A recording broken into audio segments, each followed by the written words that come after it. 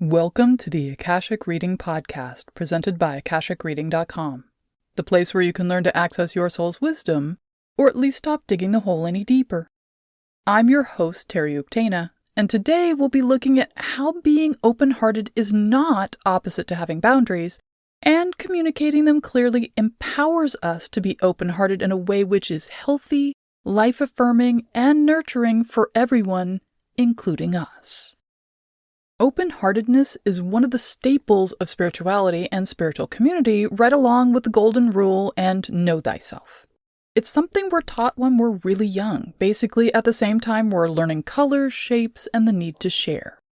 Over the past decades, we've added more dimension to it through yoga, which teaches about the need to open our chest, breathe into our heart, slide the shoulder blades down our back, and be mindful of our heartbeat.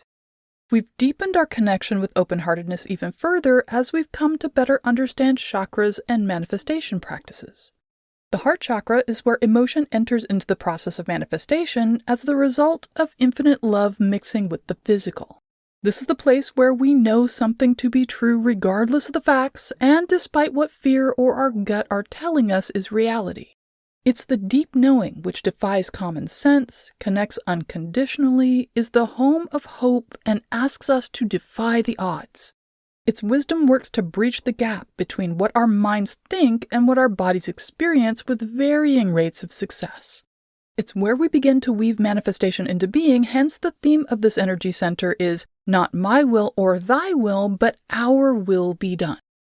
This part of who we are is where some of our most current dramas emanate, from mass shootings, refugee relocation, ongoing wars, and terrorism, to name a few, and yet deals with some of our most ancient myths and prejudices. It's also where we retreat when connecting directly with individuals becomes too fraught or difficult. Charles Schulz summed this up distinctly when Linus said, "I love mankind. It's people I can't stand." It's in the heart which things get real for the first time, moving from the spiritual and theoretical into the physical, and therefore urging us to experience the world and respond to it through emotion. In this energy center, we move from the realm of thought and inspiration and decisions to action. We experience for the first time a connection with the world around us as well as our own becoming. We enter into the world and begin to feel. The emotions here are not about the individual or their reaction to an individually experienced world, but a response to the greater connection between all things, the larger picture of existence. For example, there are feelings of shock and sorrow at mass shooting in a school or mall, the devastation of a terrorist bombing of a civilian population, or a natural disaster which devastates a community. Those moments when you are completely aware of yourself and yet immersed in a greater you, that's heart chakra. To be open-hearted is a very good thing. However, it's not a complicated skill or something most people struggle to understand. Often children pick it up just from watching the adults around them, if not from caregivers or parents, then from extended family, school, or even their friends' parents. So why do adults so often come to feel they need to work on being more open-hearted, get told by others they should be more open-hearted, or experience feedback which points to them not being open-hearted enough? Well, in part, open-heartedness suffers from the same problems as our current misunderstanding about ego. Most religions have wisdom teachings which are direct about how we should care for others as ourselves, think of the lowliest among us first, and be sure to give where and when there is need. These teachings are seen in a modern context as universally good and to be applied to all humans or a generalized everyman, and so are experienced as one-size-fits-all. However, these wisdom teachings which have come down to us were never intended for a general audience. Most people who would have had access to such writings, teachers, and teachings would have been exclusively empowered males of some level of privilege. They would have been land or business owners, educated elites, political or ruling class families, or those with enough power to have gained access to those arenas. From Hinduism to Buddhism, Islam to Judaism, ancient Greeks to Romans, these lessons were aimed at those who tended to overuse or abuse power. So basically, those who are more likely to forget they were or are their brother's keeper, and they're meant to support their community by being of and a part of it, not above or beyond it. Hence the injunction to step out of ego and into service. Which, as a side note, is why the teachings of Jesus were so very radical in their day. He included the poor, women, slaves, minorities, criminals, and those thought to be beneath notice in his audience. He was one of the few in oral or written history who truly taught to anyone and treated them as equal. Spiritual teachings about staying out of your ego, opening your heart, and focusing on service as a means to walk a spiritual path were never meant for those who had no power or whose life was defined by service and servitude such as women, slaves, animals, and others who were considered property. How much more service can you do when your entire life is about doing for others? How ironic is it to be told not to covet what others have when you are never allowed the freedom to covet anything other than freedom? Going back to Christianity, what if the sins enumerated in the Bible, the sins of being hard-hearted or too much in your own ego, weren't universal, but instead were formulated to describe a masculine perspective? If so, then they would describe the negative aspects of men, not necessarily of women.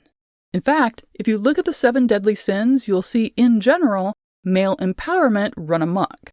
Then look at the 7 virtues which are meant to be their remedy, and you can see women's service work made to seem saintly rather than a sacrifice of sovereignty.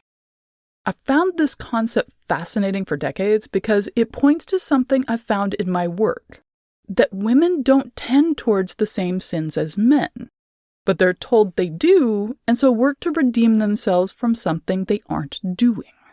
I think Dr. Valerie Saving describes it best in her article titled The Human Situation, A Feminine View, which is found in the book Woman Spirit Rising, A Feminist Reader in Religion. To quote, "It is my contention that there are significant differences between masculine and feminine experience, and that feminine experience reveals in a more emphatic fashion certain aspects of the human situation which are present but less obvious in the experience of men. Contemporary theological doctrines of love have, I believe, been constructed primarily upon the basis of masculine experience, and thus view the human situation from the male standpoint. Consequently, these doctrines don't provide an adequate interpretation of the situation of women, nor, for that matter, of men. The temptations of woman as woman are not the same as the temptations of man as man, and the specifically feminine forms of sin have a quality which can never be encompassed by such terms as pride and will to power. They are better suggested by such terms as triviality, distractibility, and diffuseness, lack of an organizing center or focus, dependence on others for one's self-definition, tolerance at the expense of standards of excellence, in short, underdevelopment or negation of the self." End quote. So this sets up the conundrum I find with open-heartedness.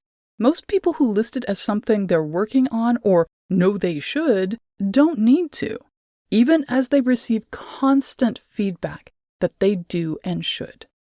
At the same time, those who do need to work on this often don't care or actively resist doing so for a variety of reasons. Working to be more open-hearted doesn't mean like a flavor becoming more rich, robust, or intense, but more as in the energy center of the heart becomes larger, more active, and possibly even predominant over other energy centers. This tends to mean the throat chakra, the energy center we use to speak our truth, set boundaries, explain ourselves, or ask for clarity, is minimized, both in power as well as importance, as it makes room for the open heart. The more we work to force an open-heartedness which is in reality unbalanced and potentially unhealthy, the less we're able to speak up for ourselves, get a point across, or say no. We have language for this, such as, "My heart was in my throat," meaning I wasn't able to say anything, or "I knew what I meant in my heart, but the words wouldn't come." The enlargement of the heart chakra and its squeezing the throat also has a knock-on or secondary effect of causing us to have second chakra issues or difficulties with money, relationships, and self-worth. The throat and sacral chakras work like the wheels on a bicycle. If everything is working correctly and at speed, then the wheels are going in the same direction at the same speed, helping us to get to our goal. If one is slow, minimized, or not spinning much at all, then neither can the other. As communicating, throat chakra, and relating to with the world outside of us, sacral chakra, are the primary means by which we manifest, their being out of sync or offline can turn us into an unwitting resource to be used by others for their own purposes. This can be seen by looking at where messages about our open-heartedness quotient come from. Most messages about this come not from our internal sense of self, well-being, and interconnectedness, but instead from others, and whether presented as constructive criticism or as describing a fault or flaw, they are meant to spur us to action on this other's behalf. The action may be presented as for our good, but often this is only from the perspective of correcting what is meant to seem like a deficit or flaw.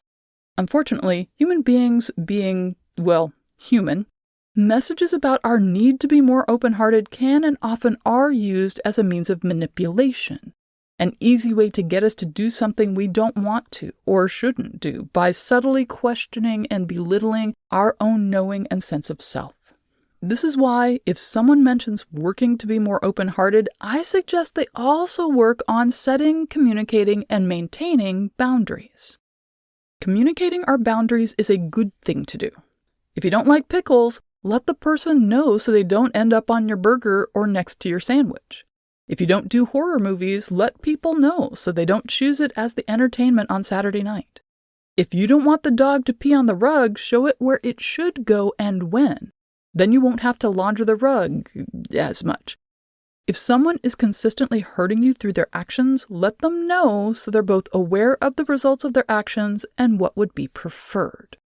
However, communicating is not a magic wand. Just because you say don't doesn't mean a person can or will stop. As I want to say in contentious conversations, understanding doesn't mean agreement. A person can be fully aware of a boundary and still violate it. Also, communication can come to stand in for action or follow-through. People quite often get caught in a loop thinking one more conversation about something will get the other to understand the situation, by which they mean come to agree with them and start doing things the right way. What this fails to recognize is the other person has become habituated to these conversations, knows they result in no change or consequences, in fact has become the consequence, which amounts to nothing, and so can dismiss everything said as meaningless words or a minor irritation. Thus, the injured party feels they are setting boundaries through communicating them, and it continues to be the actions of the other which needs to be corrected.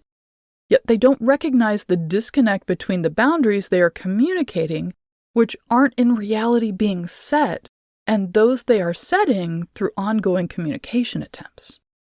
The key to getting out of this self-defeating loop is to recognize boundaries don't require agreement. Boundaries are like gravity. They exist. It doesn't matter what others think, say, or do about them, they're there. If they weren't, then it would be impossible to violate them. We wouldn't experience hurt when people walk all over them or us. We wouldn't even know there is an us because boundaries are how we know we exist as a unique being in an amazing cosmos. Boundaries are formed and expressed through our actions in relationship to others. They form and come into being in our sacral chakra while being communicated through our throat chakra. If we are honoring and enacting our boundaries, we support ourselves in our communication, bringing both energy centers into harmony. Being open-hearted is not opposite to having boundaries, nor does it need to be a conundrum. On the contrary, just as being fully connected to the ground through our feet allows us to reach for the sky, living our boundaries and communicating them clearly empowers us to be open-hearted in a way which is healthy, life-affirming, and nurturing for everyone, including us. And that's all the time we have this week. If you're interested in knowing more, check out my website, akashicreading.com. Thank you to my patron of honor this week, Ingrid Grace. If you're enjoying this podcast, please consider supporting it by subscribing on Patreon. For just $5 a month, you can join in weekly patron-only classes, see all my other offerings, and get regular updates about what I'm working on, at patreon.com/terryuktana. Thanks. Bye.